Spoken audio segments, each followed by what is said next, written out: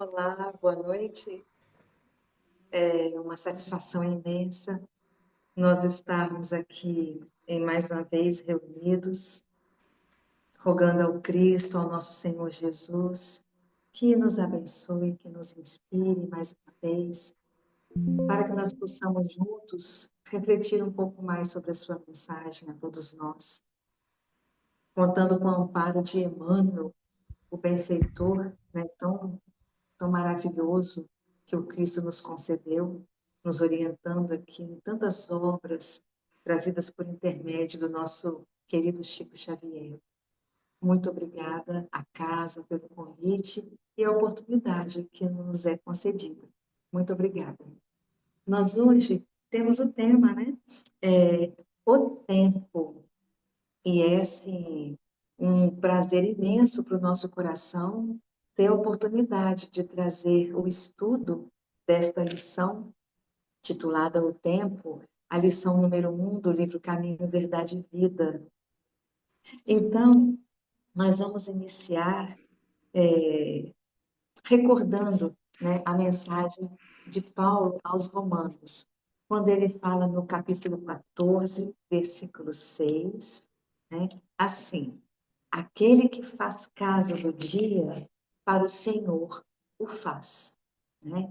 Então, se nós formos buscar na Bíblia a respeito de tempo, vamos encontrar que ela nos ensina como nós devemos nos comportar no tempo, a nossa responsabilidade pessoal perante o tempo, a tolerância, a caridade para com os fracos da fé, para com os aprendizes da fé, que somos todos nós, né? Nesses tempos de aprendizado. E nós buscamos também, no dicionário bíblico teológico de Bauer, a respeito do tempo. E ele fala assim: toda e qualquer fração de tempo é determinada por algo que nele acontece. Né? Então, na Bíblia, o tempo nunca é algo neutro, nunca é algo abstrato. Ele faz sempre a qualificação de algum encontro entre o homem e Deus. Né? Então, na mensagem bíblica, o homem, no seu mundo, ele é temporal, ele é histórico, utilizando o tempo, realizando coisas, tendo atitudes, né? Tendo plantios, colheitas, mas ele é temporal. E é visto também como uma criatura de Deus, né? O Criador, o nosso Supremo Senhor e Senhor do tempo também. Tudo Deus criou. Inclusive a questão do tempo para nós, né? Que tanto necessitamos no nosso calendário terrestre, o tempo do trabalho, do repouso, o tempo, né, que nós vamos tirar para estudar, enfim, o tempo que nós vamos utilizar de tantas formas necessárias. Então, Deus, como criou tudo isto, né, ele é anterior ao tempo. E, com certeza, Deus, em sua eternidade, né, desconhecemos a eternidade divina. E o Deus eterno, no sentido mais pleno, né, ele permanece, ele é sempre presente e está acima de qualquer estrutura de tempo que possamos estudar, que possamos sequer imaginar, né? E de Deus sai toda a vida. Deus criou tudo que é vida. Deus criou toda a vida que conhecemos neste mundo e toda a vida que não conhecemos, que está muito além do mundo que habitamos, do planeta Terra, que está muito além da galáxia que habitamos, né? Que é a Via Láctea. Então, a questão do tempo, ela vai muito além da nossa imaginação, né? E Eclesiastes, capítulo 3, versículo 1, diz assim: tudo tem o seu tempo determinado, e há tempo para todo o propósito debaixo do céu. Há tempo para todo o propósito divino debaixo do céu. Há tempo para nós podermos saber aproveitar e realmente realizar todo o propósito de Deus para as nossas vidas, não só como individualidade, mas também como coletividade que somos. Somos uma grande família, com endereços diferentes, com tipos sanguíneos diferentes, com sobrenomes diferentes, né? Com as cores dos olhos diferentes, morando em países diferentes, continentes, mas somos todos uma mesma família, porque somos filhos do mesmo Pai, do mesmo Criador, que é Deus. Há quem se engane pensando que não, mas somos filhos do mesmo Pai.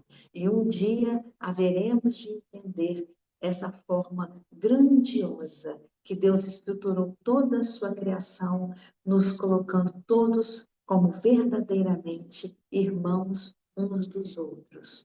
Então, o tempo foi criado para um determinado fim. Ele tem finalidade. Ele tem uma finalidade. Aqui no planeta Terra, nós não temos, pela nossa estrutura física, que está de acordo com a nossa evolução, condições de ter um dia de mais de 24 horas, porque precisamos do repouso do corpo físico, precisamos para poder recuperar nossas forças, diferentes de outras esferas, que o dia tem outra duração de horas, que o ano, que o mês, se fôssemos colocar assim, tem também uma outra duração. Mas todo o tempo criado por Deus tem uma finalidade. Mas existe o seu quanto, né? O quanto de tempo. E existe também o momento de cada coisa acontecer. Por isso que Eclesiastes falou que tudo tem o seu tempo determinado, né? Então a meta do que fez, do que Jesus fez foi o quê?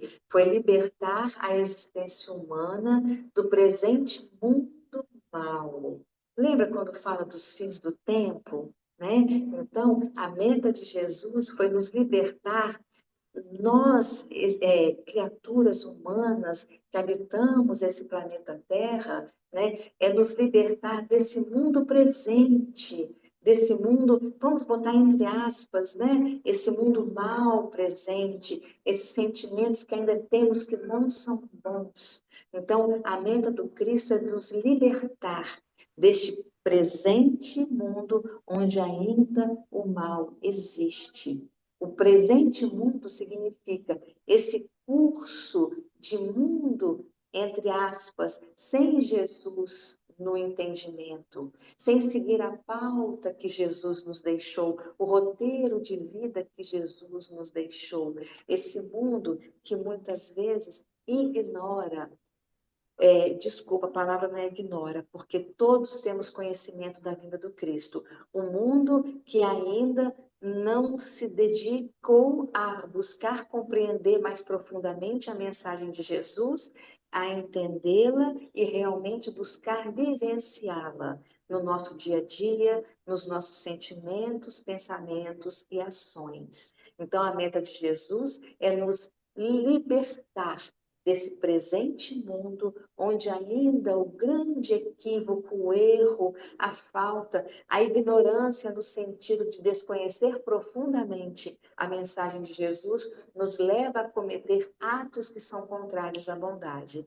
Então, o Cristo veio, dentre tantos, né, nos libertar o mundo das iniquidades pela chegada do reino dos céus.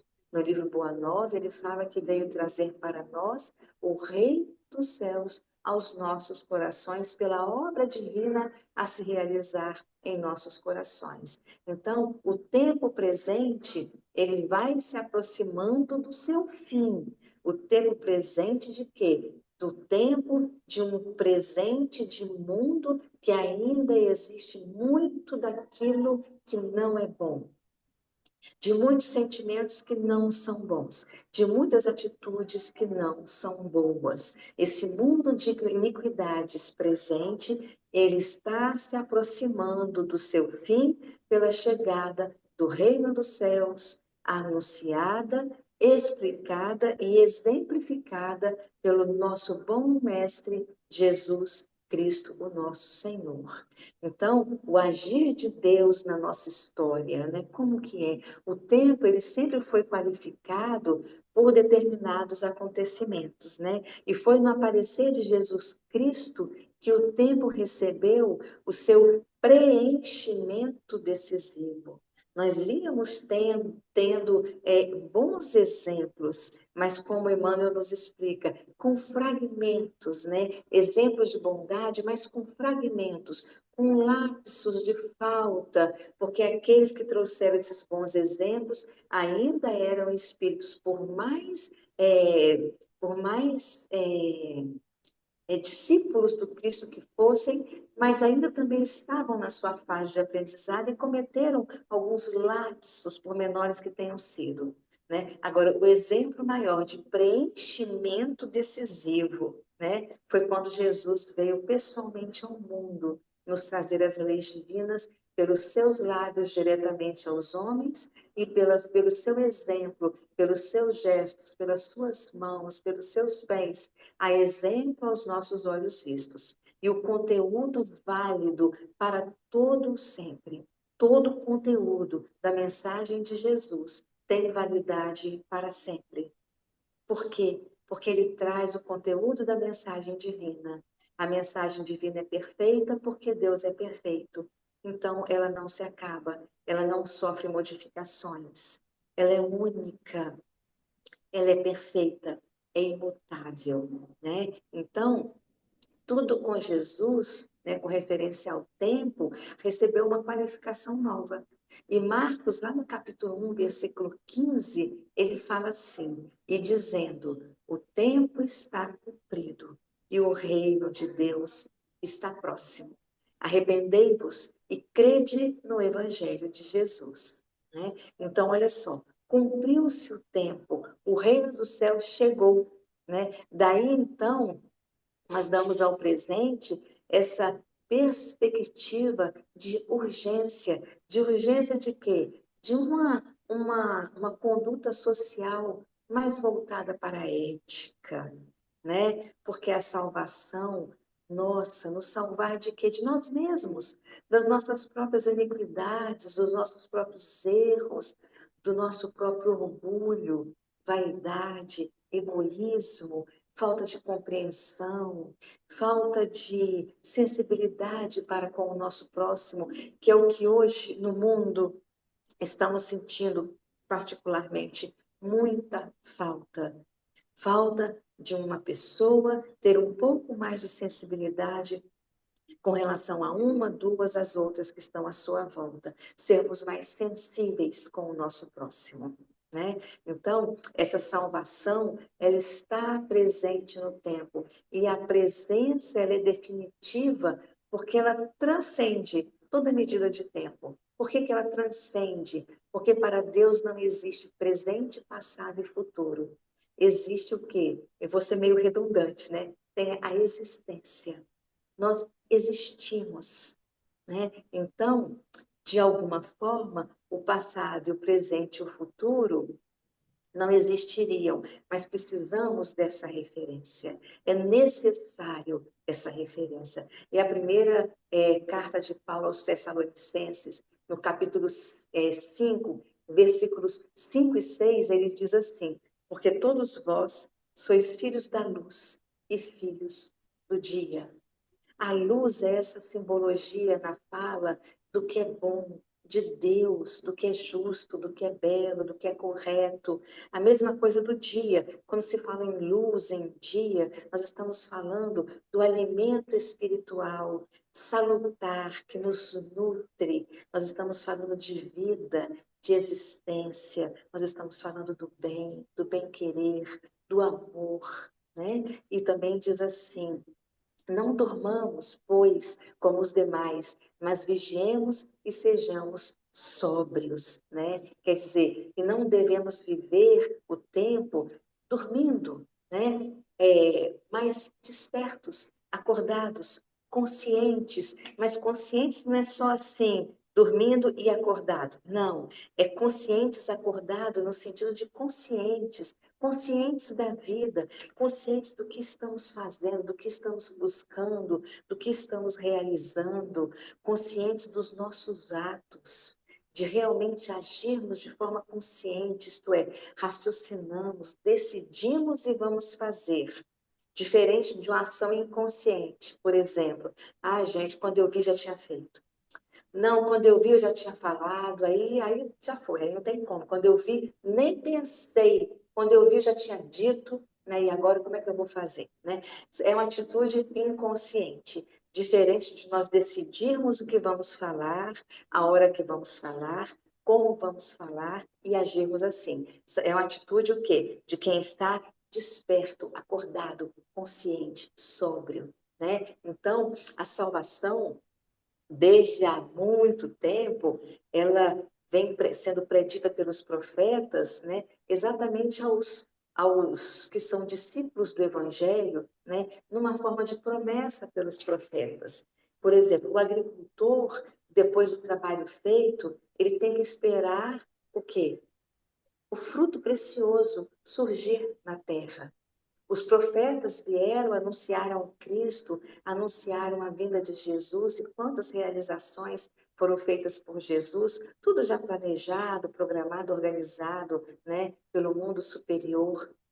E assim, dessa forma, nós também, da mesma forma, realizarmos um trabalho utilizando o tempo de forma consciente, dando bom aproveitamento às horas, como devemos fazer, de forma a podermos plantar uma semente preciosa para podermos colher frutos preciosos, né? E o Mateus, em 24:13, nos fala: mas aquele que perseverar até o fim, esse será salvo, né? E Romanos 15, de 1 a 3, nos fala: mas nós que somos fortes, devemos suportar as fraquezas dos fracos e não aguardar a nós mesmos, não agradar a nós mesmos. Então, olha que ponto nós estamos entrando agora. Estamos falando de quê? Do tempo, de dar bom aproveitamento ao tempo, e agora a carta aos Romanos nos diz que devemos suportar as fraquezas dos fracos e não agradar a nós mesmos. Então, agora vamos iniciar uma conversa sobre a nossa relação com o nosso próximo no tempo que nos é concedido por Deus e por nosso Senhor Jesus. Então, portanto, cada um de nós agrade ao seu próximo no que é bom para a edificação. Devemos suportar as fraquezas dos fracos e não agradar a nós mesmos, isto é, não agradarmos a nós, mas agradarmos ao nosso próximo para a sua edificação, porque também o Cristo não agradou a si mesmo, né? Então, se nós recordarmos a carta aos Romanos, né, 14:7, porque nenhum de nós vive para si mesmo, nem morre para si. A árvore, ela não fornece frutos para si mesma. O rio não fornece a água, a fonte não fornece a água para si mesma. E nenhuma planta dá frutos para si mesma. A árvore não oferece sombra para si mesma, senão para o viajor, que precisa e busca o repouso sobre a sua sombra, né? Então, Deus é aquele que tudo fez, é aquele que tudo faz, que tudo governa, e Ele nos ensina a tolerar o fraco e o robusto na fé. E, por vezes, o outro tolerar o fraco, que por vezes somos nós, e o outro é o robusto na fé. Tolerar mais fracos do que nós, porque muitas vezes também sentimos em nós a fragilidade. Quantas vezes podemos nos perceber num momento onde a nossa fé, onde a nossa robustez espiritual, por vezes está numa situação tão delicada que nos sentimos enfraquecidos, né? Então, também nos tolerarmos nas fragilidades que por vezes nos surgem, né? Então, é esse apoio gratuito que precisamos fornecer uns aos outros e que precisamos levar ao outro para poder levar o outro à vitória sobre si mesmo, né? Ao outro combater o seu próprio bom combate, a superar as suas próprias fragilidades, fraquezas, dificuldades, descobrindo em si a força que realmente carrega no espírito e no seu coração. Então, a tolerância para com o outro nos leva a nós aprendermos humildade. Este amparo mútuo chama-se generosidade. E generosidade é uma marca viva que o Senhor Deus se faz presente em nossas vidas pelo dom do amor. O dom do amor leva a criatura a ser generosa para com o próximo. A generosidade é uma das vertentes do sol do amor. Imagina um sol lançando seus feixes de luz.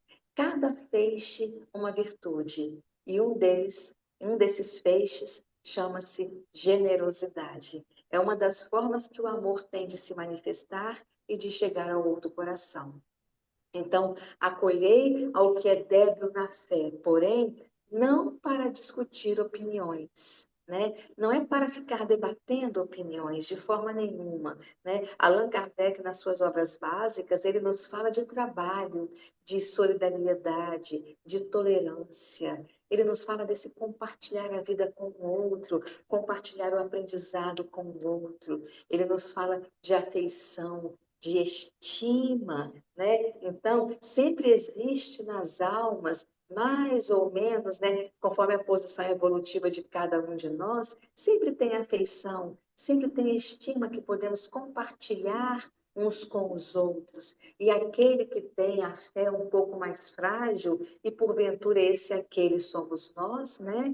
Às vezes ela é mais fraca, às vezes é mais frágil, às vezes ainda está pouco desenvolvida, mas estamos caminhando no aprendizado e não estamos numa condição igual todos, estamos semelhantes, né? Tem uma diferençazinha ali de um para o outro, mas estamos aqui no mesmo globo, na mesma terra, então estamos próximos uns dos outros. Então, precisamos de oferecer a este outro e este outro oferecer a nós, né, mais compreensão.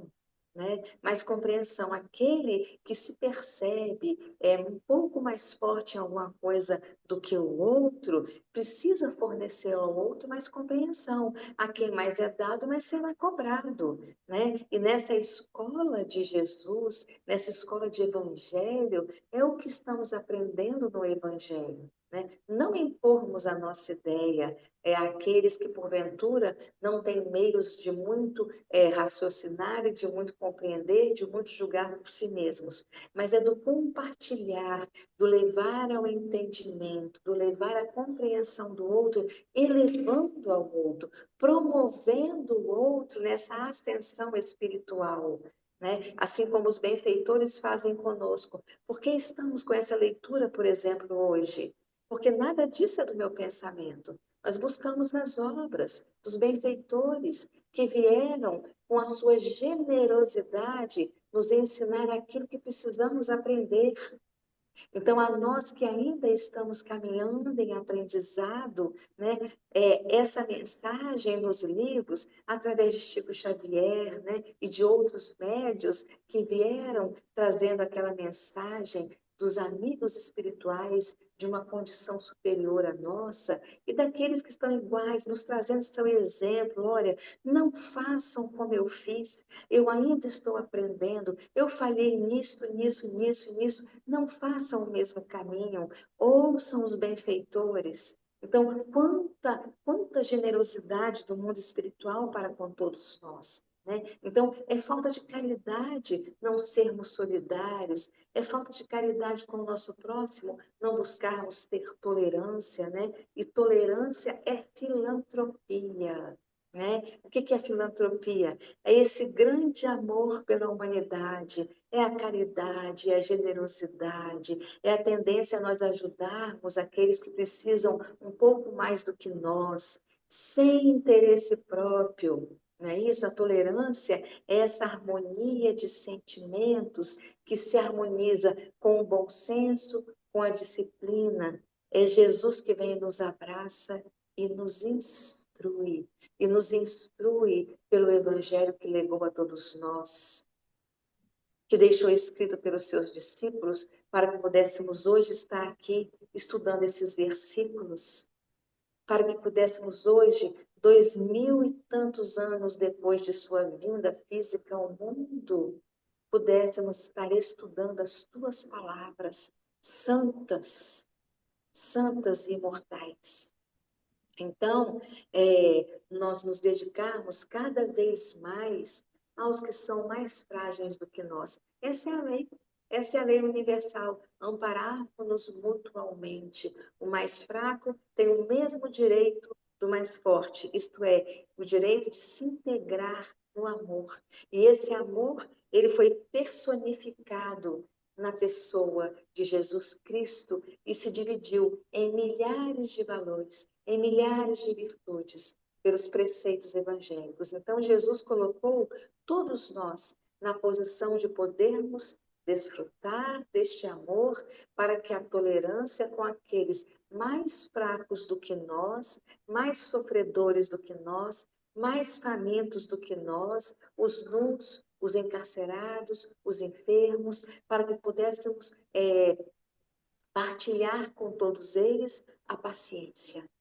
A paciência que vem demonstrar que podemos colaborar com o nosso próximo, que podemos auxiliá-los a assimilar, tanto quanto ou até mais do que nós, que também somos aprendizes e temos, por vezes, dificuldades ainda na alma. Então, esse é o caminho da integração definitiva, é o caminho que nós precisamos trilhar do bem, né, com a caridade, né? Isto é, da caridade com o amor, integrarmos, porque o estudo ele é importante, o estudo é essencial, é necessário, mas precisamos integrá-lo à vivência, à prática, à a experiência de fazermos uma ligação, de atendermos a um telefonema, né? De nos preocuparmos com alguém, de fazermos uma prece por alguém,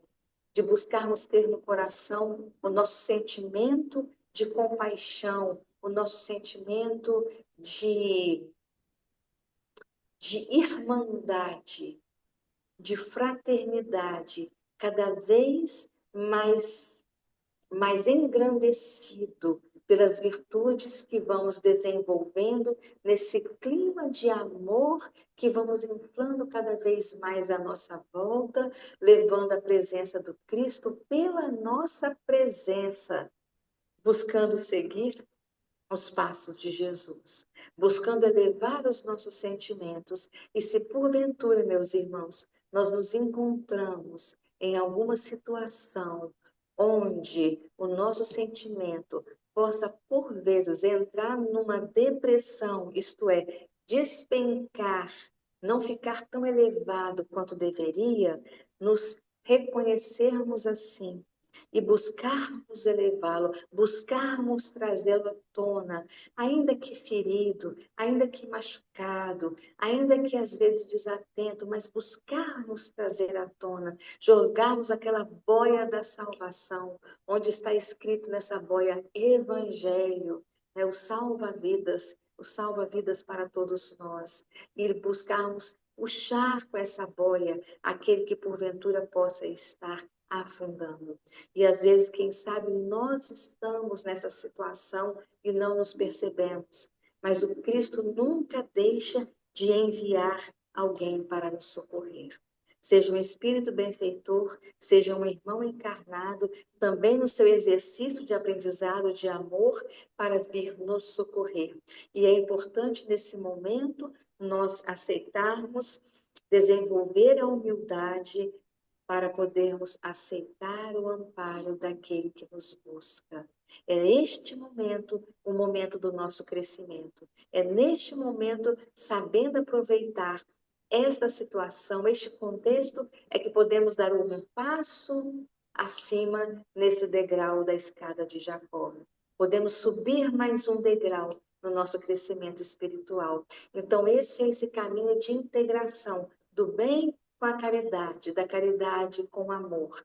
Lembrar da brandura no falar, lembrar dessa amabilidade no agir, porque essa persistência nesses princípios acaba nos interligando com a paz. E a paz é o que é o cumprimento, né, dos nossos deveres, é aquele sentimento de dever cumprido, principalmente quando nós servimos não por servir, mas servimos por amor. Porque o servir por servir no sentido de nós Servimos por servir, sem interesse próprio, então é o servir por servir, sem dúvida nenhuma. Eu vou servir pelo desejo de servir, pelo amor de servir, pelo desinteresse de algo que pudesse me beneficiar. O servir por amor, tão somente pelo amor, porque todos nós somos irmãos uns dos outros. Somos irmãos em Jesus, somos filhos de Deus. E não vivemos para nós. Nós não vivemos para nós. Nós vivemos para Deus. E a Deus é que vamos aos poucos nesse nosso crescimento, aos poucos nos integrando, cada vez mais nos tornando cada vez mais próximos ao nosso Pai, né? Então, continuando aquele pensamento com referência ao tempo, né? No Novo Testamento, o tempo também nos fala em provação da nossa vida cristiana, da nossa vida cristã, né? O tempo vem revelar para nós como estamos nos saindo nas provas de quanto cristianismo estamos vivendo, né? E o tempo está nos levando para um fim definitivo nesse ponto de convergência com a realeza de Deus. Nós estamos caminhando, a realeza divina está aqui e nós estamos caminhando ao encontro de Deus. Mas como estamos caminhando? Como estamos dirigindo hoje a nossa vida? Como estamos aproveitando hoje o tempo que nos é concedido? Estamos dando bom aproveitamento às horas? Estamos verdadeiramente sabendo utilizar o tempo que nos é concedido? Né? Então, é necessário nós sabermos utilizar o tempo presente de forma sábia, né? Jesus nos disse, eu sou a luz do mundo. E nos disse, vós sois deuses. Então, não podemos deixar que o passado de equívocos nosso, o passado de escuridão nossa, né? O passado de tropeços, apesar de que hoje ainda temos alguns tropeços numa fala, numa atitude, mas já não é mais como antes, de forma nenhuma. Antes tropeçávamos muito mais do que acertávamos. Hoje já está ficando diferente, né? Graças ao permanecer de Jesus como nosso Senhor em nossas vidas. E graças ao esforço que cada um vem realizando para se tornar melhor. Então, não vamos deixar que o nosso passado de faltas possa interferir na luz de hoje na nossa caminhada, do existir de luz divina hoje nas nossas vidas. Vamos olhar para trás como referência. Nós costumamos sempre comparar com o retrovisor do carro. Ele é necessário para a gente olhar para trás, para os três, né? Um interno e dois externos. Um interno no coração e dois externos no contexto da nossa vida. É necessário esses retrovisores para nós olharmos, nos situarmos, termos algo como referência, seguirmos adiante olhando para frente. Mas ninguém pode dirigir um carro só olhando para o retrovisor, senão bate. Então, nós não podemos guiar a nossa vida só olhando para trás. É só um olhar de referência, onde acertei, onde errei, o que não vou repetir e o que eu vou repetir e vou aprimorar e vou melhorar. É só retrovisor, é só referência, mas o caminho é olhar para diante. Mas precisamos muito olhar para o tempo presente. Não podemos ficar olhando para trás, precisamos olhar para o futuro, para poder ver o que queremos, para poder vermos onde queremos chegar, qual é o nosso objetivo, onde queremos alcançar, qual é o nosso alvo, como disse Paulo de Tarso, né? Caminho para o alvo. Mas qual é o meu alvo? Eu tenho que saber, eu tenho que planejar no futuro qual é o meu alvo. Mas eu preciso estar de olho no presente, porque o presente é que vai nos trazer o futuro que desejo. Como o caminho agora é que vai dizer onde vou chegar. Então é importante olhar um pouquinho para trás, um pouquinho para frente, mas hoje, para onde eu estou dirigindo a minha vida hoje? Então precisamos sim revelar essa luz presente na nossa conduta, revelarmos a luz divina no nosso proceder, nos nossos sentimentos, buscarmos viver de acordo com os nossos corações, né, que foram iluminados pela sabedoria divina, sim, utilizarmos bem o tempo para que nesse tempo presente de dias maus, que esse tempo presente de dias maus seja então o fim deste tempo presente de dias maus, que seja então o fim dos tempos cada vez mais próximo, o fim dos tempos maus, de equívoco, de faltas que cometemos, né? O tempo de reconciliação que o Cristo nos oferece. É esse tempo de reconciliação conosco mesmo, com o próximo, para que possamos estar nos reconciliando com Deus, sermos cada vez mais sábios, né? Utilizar bem o tempo significa utilizarmos de tal maneira que seja a serviço da salvação, da felicidade, porque esse tempo é um contexto para que possamos aproveitar para nos salvarmos das faltas que cometemos e decidirmos e aceitarmos que é preciso realmente mudarmos a nossa forma de ser, aprimorando cada vez mais. Então, Jesus ter vindo ao mundo, né, é o início de um novo tempo para todos nós. Estudarmos o Evangelho é um início de um novo tempo para todos nós, né? Ele nos fez agora confrontarmos o antes e o agora. É isso que o Evangelho nos traz, um confronto entre o antes e o agora, como que eu era e como que eu devo ser e o que eu vou fazer agora para mudar, para eu tornar-me aquilo que eu preciso ser, que eu devo ser, para que eu possa agora no tempo presente fazer o sacrifício de mudar a mim mesma para sempre. Simbolicamente falando, né? Doando nosso sangue, né? No suor de cada dia, nesse suor espiritual, fazendo esforço para que possamos realmente mudar, para que possamos nos juntar ao outro, né, pela necessidade que temos uns dos outros. Ninguém cresce sozinho. Ninguém cresce sozinho. Eu preciso ler um livro de alguém muito mais sábio do que eu para poder aprender com essas palavras. Eu preciso conversar com alguém que sabe mais para poder aprender. Eu preciso conversar com alguém que está onde eu estava até agora há pouco, para transmitir esse aprendizado para quem ainda não sabe.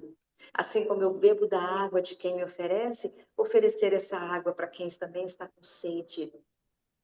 E assim, nós doarmos, sim, de nós, no sacrifício, né? Hoje, lá em Hebreus, fala assim, hoje, se ouvirdes a sua voz, não endureçais os vossos corações, né? Então, nós não podemos desperdiçar. Então, ele fala, aquele que faz caso do dia, para o Senhor o faz. Então, no livro, né, Conduta Espírita, ele fala para nós um capítulo que fala, perante o tempo, e ele nos fala que em nenhuma condição nós podemos malbaratar o tempo com polêmicas, com conversações estéreis, com ocupações fantasiosas, com divertimento demasiado. Não é que não pode ter diversão nem repouso, mas demasiado, extrapolando, né? Porque desperdiçar o tempo é esbanjar patrimônio divino, diz André Luiz no livro Conduta Espírita. E ele fala, nos autodisciplinarmos em todos os cometimentos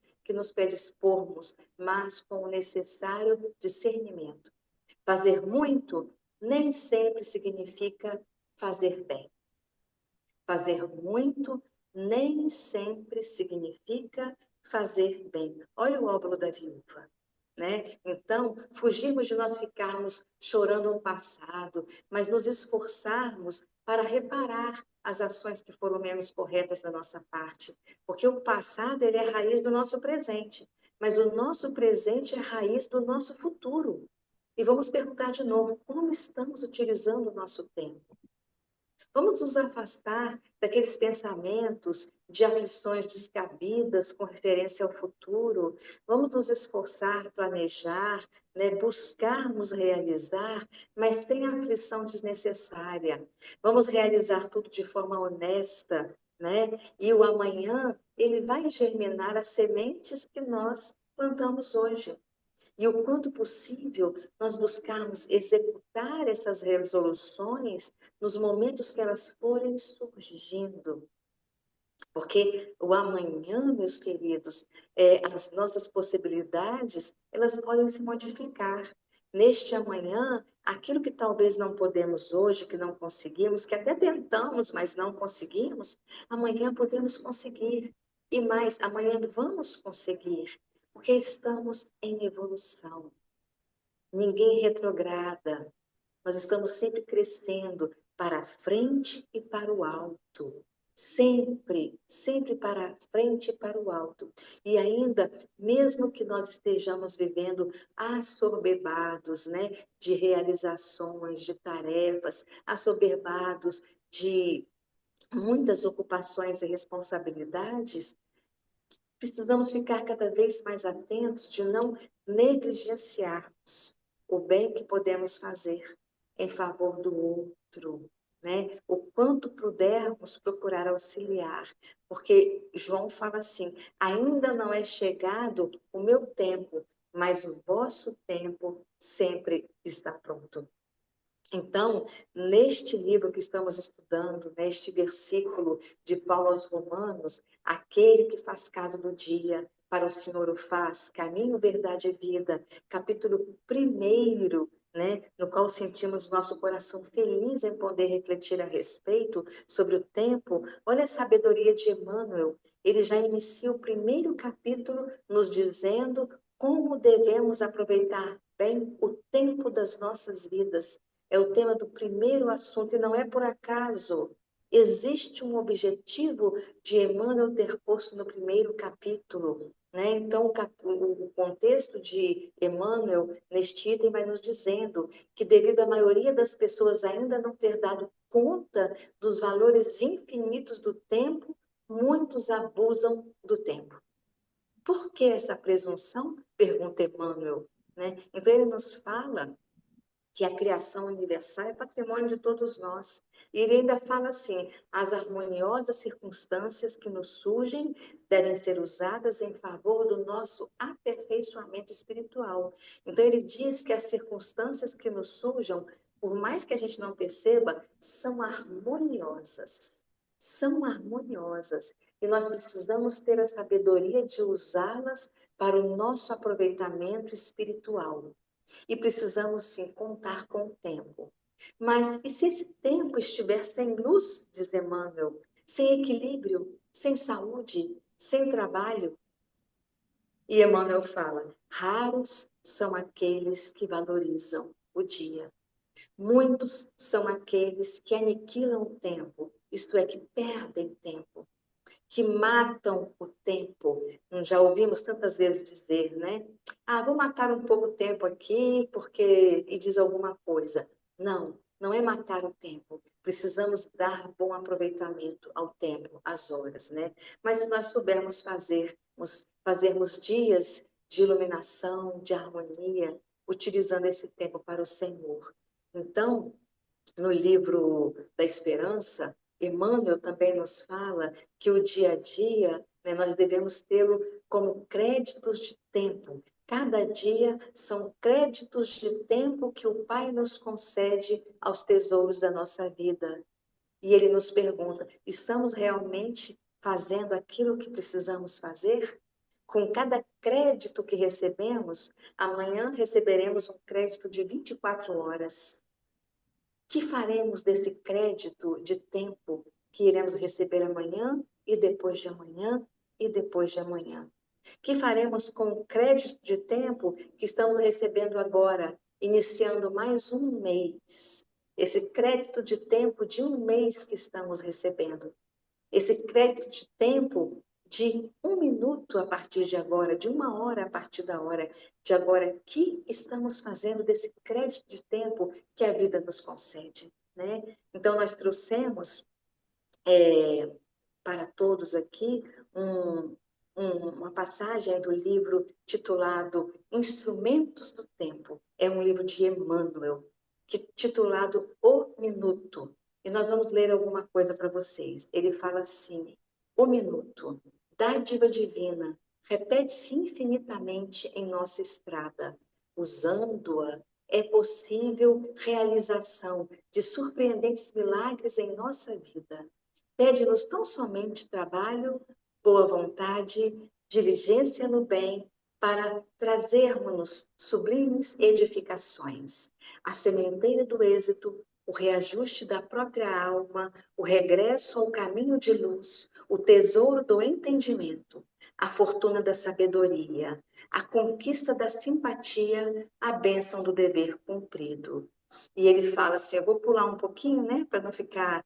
Ele fala assim, todo o engrandecimento de nossa vida começa na insignificância aparente de 1 minuto. Considera a graça do tempo que o Senhor te concedeu para a luta santificante na terra e ajuda-te a ti mesmo, aplicando-a em tua própria felicidade. E então, Emmanuel segue nesse texto dizendo que cada minuto para nós precisamos entendê-lo como uma semente de amor que nós podemos cultivar. E ela é abençoada, porque ela é luz, porque ela é vida. E ele nos diz que no comando divino, o tempo, ele vai seguindo um trilho de regularidade. E ele se renova, se aprimora, se refaz, de acordo com cada necessidade nossa.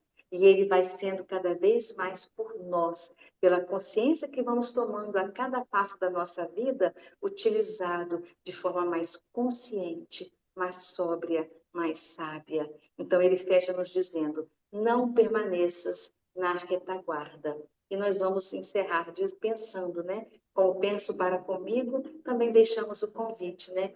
Como estamos utilizando o tempo na nossa vida? Que possamos seguir a mensagem do Cristo que nos convida a utilizarmos o tempo para o bem, para o amor. A nossa gratidão a todos vocês, a todos da casa. Muito obrigada pela oportunidade e a bênção de Deus sobre todos nós. Muita paz.